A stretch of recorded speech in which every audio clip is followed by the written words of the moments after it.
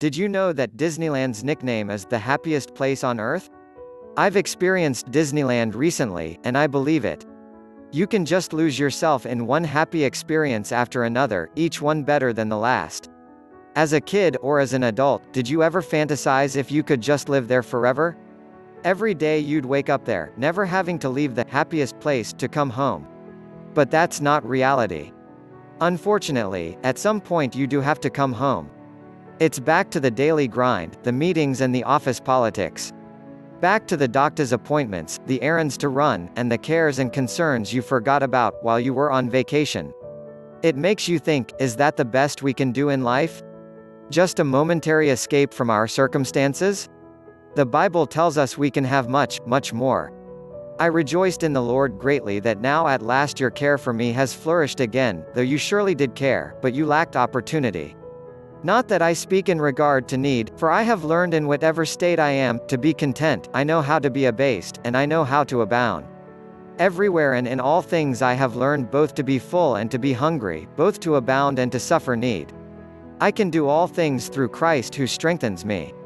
Phil 4:10-13, the Apostle Paul tells us that we can be content despite our circumstances.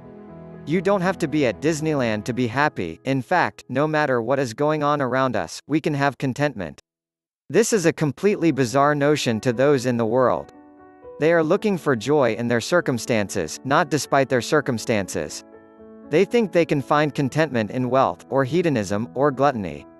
They are looking for an eternal Disneyland, but we're looking for the peace that passes all understanding, as Paul states a few verses earlier in verse 7. This peace is experienced by Christians not just in good times, but also in lean times, or in sickness, or on their deathbed.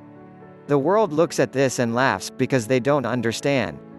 They lack the Christian's eternal perspective on life. And this peace is not something that comes automatically for Christians, either. You don't emerge from the baptistry with this all figured out. Paul said, I have learned to be content. I suspect for most of us, this isn't entirely figured out yet, but we're getting there. One aspect of contentment, that is hard for many to learn, is how to be content with the things they currently have. Most worldly people think that the quick fix to discontentment is wealth. I've heard it said, that money is the great lubricant. The analogy fits, since money does make certain things easy. There are not many problems in this world that you can't solve by throwing enough money at it. Think of all the leisure time you could have by outsourcing all of your responsibilities.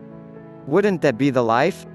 But the Bible teaches that money doesn't bring true contentment. In fact, the love of money brings harm, destruction, and sorrow. Now godliness with contentment is great gain. For we brought nothing into this world, and it is certain we can carry nothing out. And having food and clothing, with these we shall be content. But those who desire to be rich fall into temptation and a snare, and into many foolish and harmful lusts which drown men in destruction and perdition. For the love of money is a root of all kinds of evil, for which some have strayed from the faith in their greediness, and pierced themselves through with many sorrows. 1 Tim 6-6:10, NKJV, true riches gain is godliness with contentment. Contentment, in this passage, means being happy with having only those things which you need, like food and clothes. If your happiness depends on having uncertain riches beyond those things which you need for life, then how can that happiness last? We have all seen too many people who, although they are rich, are unsatisfied with what they have. He who loves silver will not be satisfied with silver. ECCL 5:10. Wealth is surely not the answer. For those of us, who do have more than the bare essentials, we have to live in such a way that doesn't misplace our hope and happiness in those riches. The Bible teaches us that we shouldn't trust in uncertain riches but be rich towards God. Command those who are rich in this present age not to be haughty, nor to trust in uncertain riches but in the living God, who gives us richly all things to enjoy. Let them do good, that they be rich in good works, ready to give, willing to share, storing up for themselves a good foundation for the time to come, that they may lay hold on eternal life. 1 Tim 6:17-19, NKJV, true happiness is not an eternal Disneyland on earth, but eternal life in heaven with the Father.